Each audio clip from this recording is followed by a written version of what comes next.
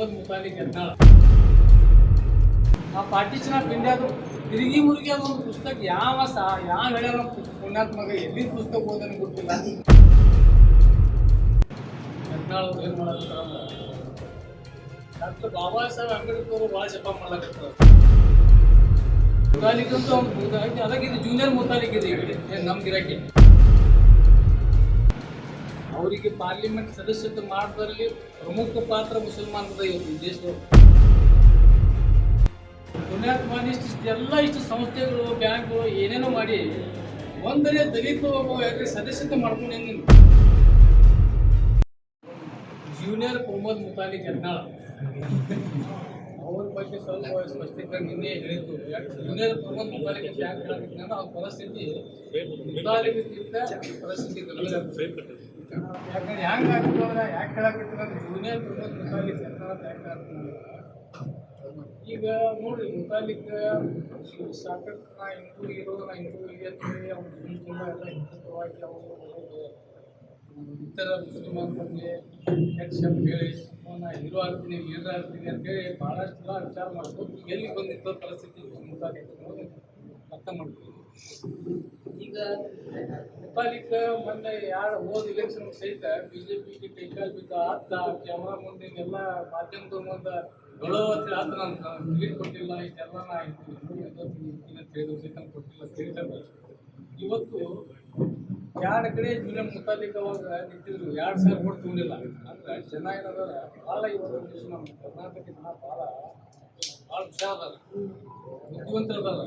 ಇವತ್ತು ತೊಗಾಡಿಯ ಪರಿಸ್ಥಿತಿ ಏನಾಗ್ಯದ ನೋಡ್ರಿ ನೀವು. ಪ್ರವೀಣ್ ತುಗಾಡಿದಲ್ಲಿ ಹೆಸರಸಿ ಕೇಳ್ಸಕ್ಕೆ ಹೇಳಕ್ ಬರ್ತಾನೆ ಕೇಳ್ಬರ್ತಾನೆ ನಾವು ಹೇಳಿದ್ರೆ ಪ್ರವೀಣ್ ತುಗಾಡಿಗೆ ಪರಿಸ್ಥಿತಿ ಏನಾಗ್ಯದ ಅಂದ್ರೆ ಆರಾಮಿಲ್ಲ ಒಂದು ಪರಿಸ್ಥಿತಿ ದವಾಖಾನೆಗೆ ಹೋಯ್ತು ತೋರಿಸ್ಲಾಕ ಸಹಿತ ಯಾರು ದಿಕ್ಕಿಲ್ಲ. ಪ್ರವೀಣ್ ತೊಗಾಡಿಯ ಪರಿಸ್ಥಿತಿ ಅಲ್ಲಿಗೆ ಬಂದಿದೆ. ಮುತಾಲಿಕ್ಕಂತೂ ಅದಕ್ಕೆ ಇದು ಜೂನಿಯರ್ ಮುತಾಲಿಕ್ ಇದೆ ಈಗ ನಮ್ಗಿರಕ್ಕೆ ಇಲ್ಲಿ. ಈಗ ಜೂನಿಯರ್ ಮುತಾಲಿಕ್ ಆಗ್ಬಿಟ್ಟ ಅವನ ಪರಿಸ್ಥಿತಿ ಅವ್ನಿಗೇನೋ ಹೇಳೋದು. ಮತ್ತು ಇನ್ನೊಂದು ಏನದ ಇತ್ತಿತ್ತಲಾಗಿ ಅವತ್ತು ಪ್ರಮುಖವಾಗಿ ಹೇಳ್ದ ನಾ ಜೂನಿಯರ್ 2,000 ಓಟ್ ತೊಗೊಂಡು ಅನಂತಕುಮಾರ್ ಹೆಗ್ಡೆ ನಿಂತು 2,000 ರೂಪಾಯಿ ಜಪ್ಪ ಆಯ್ತು 2,000 ಓಟ್ ಬಿದ್ರು ಅವ್ನು. ಅಂಥ ಪರಿಸ್ಥಿತಿ ಜನ ಮಾಡೋದು. ಅದಕ್ಕೆ ನಮ್ಮ ನಾಡಿನ ಹಿಂದೂ ಸಮಾಜದ ಮತದಾರರು ಕೂಡ ಭಾಳ ಪ್ರಜ್ಞಾವಂತರಿದ್ದಾರೆ. ಯಾವ ಪಕ್ಷಕ್ಕೆ ಯಾವಾಗ ಓಟ್ ಹ್ಯಾಂಗೆ ಯಾವ ಅಭ್ಯರ್ಥಿಗೆ ಆಗಬೇಕು ಎಲ್ಲ ಮಾಡ್ತಾರೆ. ಅದಕ್ಕೇನದ ಇತ್ತೀಚಲಾಗಿ ನಮ್ಮ ಜೂನಿಯರ್ ಮೊಹಮ್ಮದ್ ಮುತಾಲಿಕ್ ಅವರು ಯತ್ನಾಳ್ ಅವ್ರು ಏನು ಮಾಡಕತ್ತಾರ ಡಾಕ್ಟರ್ ಬಾಬಾ ಸಾಹೇಬ್ ಅಂಬೇಡ್ಕರ್ ಅವರು ಭಾಳ ಜಪ ಮಾಡ್ಲಾಕತ್ತಾರ ದಲಿತರ ಬಗ್ಗೆ ಅಂಬೇಡ್ಕರ್ ಬಗ್ಗೆ. ನಾವು ಒಂದು ಪ್ರಶ್ನೆ ಇವತ್ತು ಕೇಳ್ತಾ ಇದ್ದೀವಿ. ಪುಣ್ಯಾತ್ಮ ಇಷ್ಟು ಸಂಸ್ಥೆಗಳು ಬ್ಯಾಂಕ್ಗಳು ಏನೇನೋ ಮಾಡಿ ಒಂದರೆ ದಲಿತ ಸದಸ್ಯತ್ವ ಮಾಡ್ಕೊಂಡು ಏನು ಹೇಳ್ಬಿಡಿ.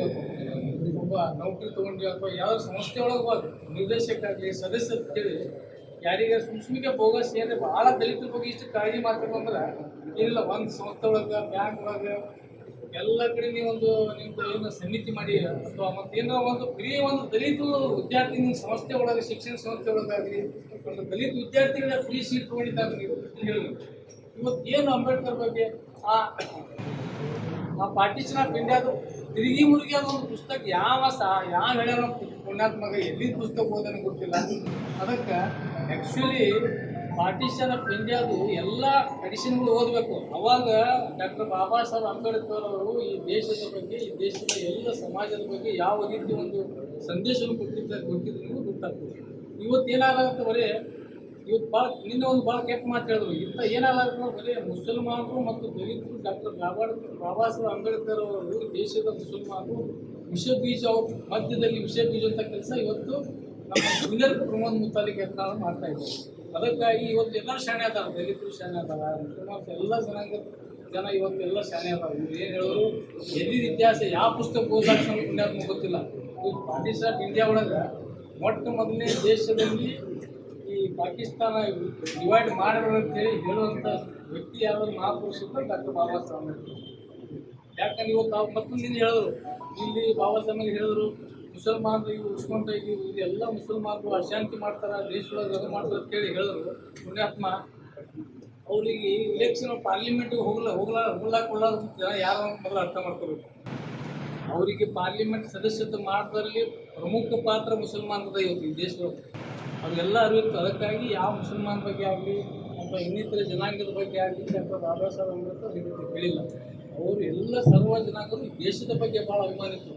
ಅವರು ಪಾರ್ಟಿಷನ್ ಆಫ್ ಇಂಡಿಯಾ ಒಳಗೆ ಇದು ದೇಶದಿಂದ ಪಾಕಿಸ್ತಾನ ಬಾಂಗ್ಲಾದೇಶ ಹೊಡಿಬೇಡ ಅಂತೇಳಿ ಹೇಳಿದವರು. ಅವ್ರು ಯಾಕೆಂದ್ರೆ ಇದರಿಂದ ದೇಶಕ್ಕೆ ಭಾಳ ಗಂಡಾಂತರ ಆಗ್ತದೆ, ಭಾರತ ಅಸ್ಥಿರತೆ ಆಗ್ತದೆ, ಅಖಂಡತೆ ಹೋಗ್ತದೆ, ಇದರಲ್ಲಿ ಬ್ರಿಟಿಷ್ ತೊಂದರೆ ಬರ್ತದೆ, ಪ್ರತಿಯೊಂದು ವಿಷಯದಲ್ಲಿ ಕೂಡ ಭಾರತ ದೇಶ ವೀಕ್ ಆಗ್ತದೆ ಅಂತ ಹೇಳಿ ಹೇಳಂತ doctor Baba Saheb partition of India ಪುಸ್ತಕ ಎಲ್ಲ ಓದಬೇಕು ಅಂತ.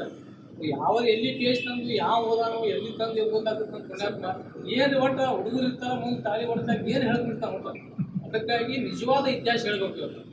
ತಪ್ಪು ಇಂಥ ಎಲ್ಲ ಇದು ಇತಿಹಾಸ ಹೇಳಿದ್ರೆ ಯಾರು ಇವತ್ತು ಎಲ್ಲರೂ ಎಲ್ಲ ಇದರಲ್ಲಿ ವಿದ್ಯಾವಂತರದಾರ, ಓದ್ತಾರ, ತಿಳ್ಕೊತಾರ. ಅದಕ್ಕೆ ನಮ್ಮ ಪುಣ್ಯಾತ್ಮ ಹೇಳ್ತೀನಿ, ಪಾರ್ಟಿಷನ್ ಆಫ್ ಇಂಡಿಯಾದ ಪುಸ್ತಕ ನಿಂತಲ್ಲಿ ಇದ್ದಿಲ್ಲ ಅಂದ್ರೆ ನಾವೇ ತಂದು ಕೊಡ್ತೀವಿ ನಿನಗೆ, ಎಲ್ಲ ಎಡಿಷನ್ ತಂದು ಕೊಡ್ತೀವಿ. ಇನ್ನಮ್ಮ ಮರ ಎಲ್ಲ ಓದ್ಕೋ, ಓದಿ ಏನದ ಈ ರೀತಿ ಏನದ ವಿಷಬೀಜ ತುಂಬುವಂಥದ್ದು. ಮುಸ್ಲಿಮರು ಅಂಬೇಡ್ಕರ್ ಬಗ್ಗೆ ಭಾಳ ಅಪಾರವಾದಂಥ ಅಭಿಮಾನ ಇವತ್ತು ಮುಸಲ್ಮಾನ ಸಮಾಜದವರು ಇಟ್ಕೊಂಡಿದ್ದಾರೆ. ಅಂಥ ಒಂದು ವಿಷಬೀಜ ಇವತ್ತು ತಾವು ಇಂಥ ಎಲ್ಲ ಈ ಸುಳ್ಳು ಸ್ಪಷ್ಟ ಇತಿಹಾಸ ಹೇಳಿ ಈ ರೀತಿ ಹೇಳಬರುತ್ತೇಳಿ ಅವ್ರು ಮತ್ತೊಮ್ಮೆ ಈ ಸಂದರ್ಭ ಹೇಳ್ತಿರ್ತಾರೆ. ಮತ್ತು ಇವತ್ತು ಒಂದು ಶೋಭಾಯಾತ್ರೆ ಕಾರ್ಯಕ್ರಮ ಕೂಡ ಇವತ್ತಿದೆ ತಂದಿಟ್ಟಿದೆ.